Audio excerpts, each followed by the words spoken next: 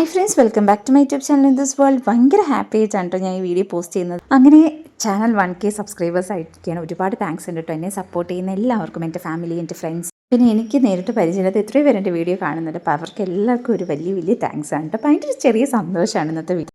ഈ കഴിഞ്ഞ 27 മെയ് അന്നാണ് കേട്ടോ എൻ്റെ ചാനലിൽ 1K സബ്സ്ക്രൈബേഴ്സ് ആവുന്നത്. അപ്പോൾ അന്ന് ചിക്കൻ ബിരിയാണി വെക്കുകയാണ്. അപ്പോൾ ഒരു ഭയങ്കര സന്തോഷമുണ്ട്. അപ്പോൾ ആദ്യം നമുക്കത് നോക്കാം.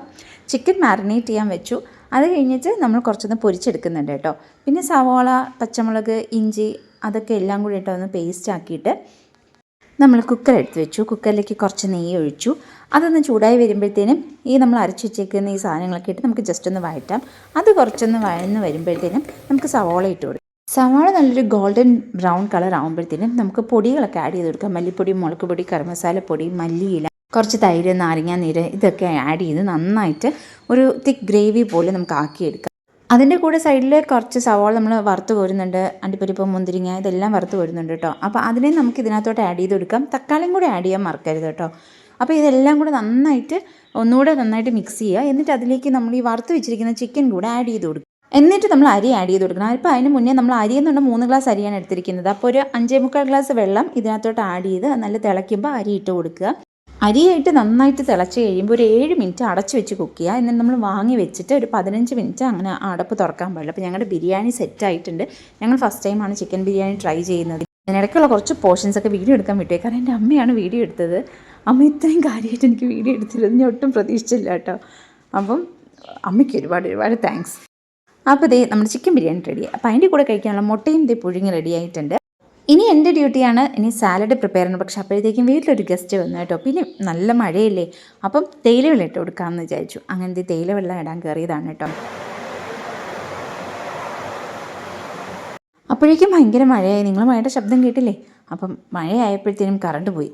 ഇപ്പോൾ ഏറ്റവും വലിയ പ്രശ്നം മഴയായപ്പോൾ കറണ്ട് പോക്കുന്നുള്ളതാണ്. ഒരു ഡേ കംപ്ലീറ്റ് കറണ്ട് ഇല്ലായിരുന്നു കേട്ടോ. ആകെ പെട്ടുപോയി. അന്നക്കുട്ടി രാത്രി ഉറങ്ങുന്നൊന്നും ഉണ്ടായിരുന്നു. അതിനിടയ്ക്ക് ഞാൻ തേയിലയൊക്കെ ഇട്ട് കേട്ടോ. എന്നിട്ട് ഞാൻ തേയില കൊണ്ട് കൊടുക്കണം. അപ്പോഴത്തേനും അന്നക്കുട്ടി എൻ്റെ തോളിൽ കയറി. അപ്പോഴേക്കും ഭാഗ്യത്തിന് കറണ്ട് വന്നു. അതിനൊരു വലിയ ആശ്വാസം. അങ്ങനെ ഞങ്ങൾ രണ്ടാളും കൂടി തേയില വെള്ളം കൊണ്ടു കൊടുക്കാൻ പോകാൻ കേട്ടോ വന്ന ഗസ്റ്റ് പോയി കഴിഞ്ഞ് പിന്നെ ഞാൻ സാലഡ് പ്രിപ്പയർ ചെയ്യാൻ കയറി. ഞാൻ തലേന്ന് എല്ലാം അരിഞ്ഞ് വെച്ചിട്ടുണ്ടായിരുന്നു കേട്ടോ. ഇനി ഒന്ന് മിക്സ് ചെയ്തെടുത്താൽ മാത്രം മതിയായിരുന്നു. അപ്പം ഈ സാലഡ് റെസിപ്പി ഞാൻ 2-3 വീഡിയോസിൽ ഇങ്ങനെ ആഡ് ചെയ്തിട്ടുണ്ട്. അപ്പോൾ അത് പോയി ഒന്ന് കാണാം കേട്ടോ. അടിപൊളി സാലഡാണ്, ഭയങ്കര ഹെൽത്തി ആയിട്ടുള്ള സാലഡാണ്.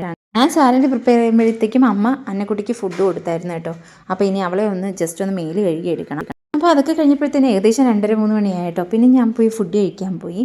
അപ്പോൾ അതേ നമ്മുടെ ബിരിയാണി കഴിക്കാം. എങ്ങനെയുണ്ടെന്ന് നോക്കാമല്ലോ നമ്മുടെ ചിക്കൻ ബിരിയാണി. അപ്പൂട്ടൻ TV-യിൽ കാർട്ടൂൺ ഇട്ടേക്കായിരുന്നു കേട്ടോ. അപ്പോൾ അതും കൂടെ കണ്ടുകൊണ്ടാണ് ഞാൻ കഴിക്കുന്നത്. അടിപൊളി ചിക്കൻ ബിരിയാണി ആയിരുന്നു. ഫസ്റ്റ് ടൈമാണ് ഞങ്ങൾ പ്രിപ്പയർ ചെയ്യുന്നത്. എന്തേ വൈകിപ്പോയി എന്ന് തോന്നി. അങ്ങനെ ഞാൻ കഴിച്ചു കഴിഞ്ഞു കേട്ടോ. ഇനി കഴിച്ചു കഴിഞ്ഞിട്ട് വേണം. ഇപ്പം പാത്രം കഴുകുന്ന ആൻറ്റിക്ക് ചെറിയൊരു ആക്സിഡൻറ്റ് പറ്റിയിട്ട് ആൻറ്റി ഇപ്പോൾ വരുന്നില്ല. അപ്പോൾ പാത്രം കഴുകാനൊക്കെ ഉണ്ട്. അന്നക്കുട്ടി അമ്മുഞ്ഞ ആ ടൈം ആയപ്പോഴേക്ക് സ്വിങ്ങി കൊണ്ട് ഇരുത്തി ഉറക്കി കേട്ടോ. എന്നിട്ട് അമ്മുഞ്ഞയും കൂടെ പോയി കിടന്നു. അപ്പോൾ പിന്നെ കുറച്ച് നേരം അവളവിടെ കിടന്നോളും. അപ്പം ഞാൻ എഴുന്നേറ്റ് പാത്രം കഴുകാൻ പോയി. അമ്മയാണെങ്കിൽ പപ്പടം ചുടുമായിരുന്നിട്ട് എനിക്ക് പപ്പടം കിട്ടിയില്ലായിരുന്നു ബിരിയാണി കഴിക്കാനായിട്ട്. എന്നിട്ട് ഞാൻ പെട്ടെന്ന് പാത്രം കഴുകി തുടങ്ങി. എനിക്കിനി ഒരുപാട് ജോലികൾ ഇനി വൈകുന്നേരം വരെ ചെയ്യാനുണ്ട്. അന്നക്കുട്ടി എഴുന്നേൽക്കും മുമ്പ് എനിക്ക് പാത്രമൊക്കെ കഴുകി ഒതുക്കിയിട്ട് വേണം അവളെ ഇനി കുറച്ച് നേരം ഹാൻഡിൽ ചെയ്യാനായിട്ട്. ഫുഡ് കൊടുക്കണമെങ്കിൽ അങ്ങനെ നടക്കത്തുള്ളൂ. ഇല്ലെങ്കിൽ അമ്മയ്ക്ക് ഭയങ്കര ബുദ്ധിമുട്ടായിപ്പോവും. ശരിക്കും ഇവിടെ ഒരു പാത്രം കഴുകൽ ഒരു യജ്ഞമായിട്ട് എനിക്ക് എപ്പോഴും തോന്നിയിട്ടുണ്ട്. ഒരുപാട് പാത്രങ്ങൾ കാണും. ചിലപ്പോൾ ഞാൻ അമ്മൂമ്മയോട് ചോദിക്കാറുണ്ട്, അമ്മ എനിക്ക് അകത്തുനിന്ന് എന്തെങ്കിലും കഴുകി വെച്ചിരിക്കുന്ന പാത്രങ്ങൾ തന്നെ വൈരാഗ്യം തീർക്കാൻ എടുത്തു തരുന്നതാണോ എന്ന്. അത്രയ്ക്ക് കാണും കേട്ടോ കഴുകാൻ. അപ്പോൾ ഈ പാത്രമൊക്കെ കഴുകി തീർന്നു. അതിനിടയ്ക്ക് അന്നക്കുട്ടി ഉണർന്നു. പിന്നെ ഇഞ്ഞപ്പെണ്ണ ഉള്ളതുകൊണ്ട് ഞാൻ അഡ്ജസ്റ്റ് ചെയ്തു കേട്ടോ. അപ്പോഴേക്കും ഞാൻ ട്യൂഷൻ എടുക്കുന്നുണ്ട്. ആ കുട്ടി വന്നു. പിന്നെ അവനെ കുറച്ച് നേരം പഠിപ്പിക്കണമായിരുന്നു. അത് കഴിഞ്ഞപ്പോഴാണ് ഓർത്തത് അപ്പൂൻ്റെ ടെക്സ്റ്റ് ബുക്കോ നോട്ട്ബുക്കോ ഒന്നും ഇതുവരെ ബൈൻഡ് ചെയ്ത് തുടങ്ങിയിട്ടില്ല. കഴിഞ്ഞ ഇയർ ഞാൻ ഭയങ്കര സിസ്റ്റമാറ്റിക് ആയിട്ട് മെയ് മാസം ഫസ്റ്റ് തൊട്ട് എനിക്കങ്ങനെ കംപ്ലീറ്റ് റെസ്റ്റ് ആയതുകൊണ്ട് എനിക്കിരുന്ന് ഒത്തിരി നേരം പൊതിയാൻ പറ്റാത്തത് കൊണ്ടൊക്കെ ഞാനിങ്ങനെ കുറച്ചായിട്ട് ചെയ്യുമായിരുന്നു കേട്ടോ. പക്ഷേ ഇപ്രാവശ്യം അങ്ങനെ ഒന്നും എനിക്ക് സമയം കിട്ടിയില്ല. ഞാൻ ആകെ എല്ലാം മറന്നുപോയി എന്തൊക്കെ ചെയ്യണം എന്നുള്ളത്.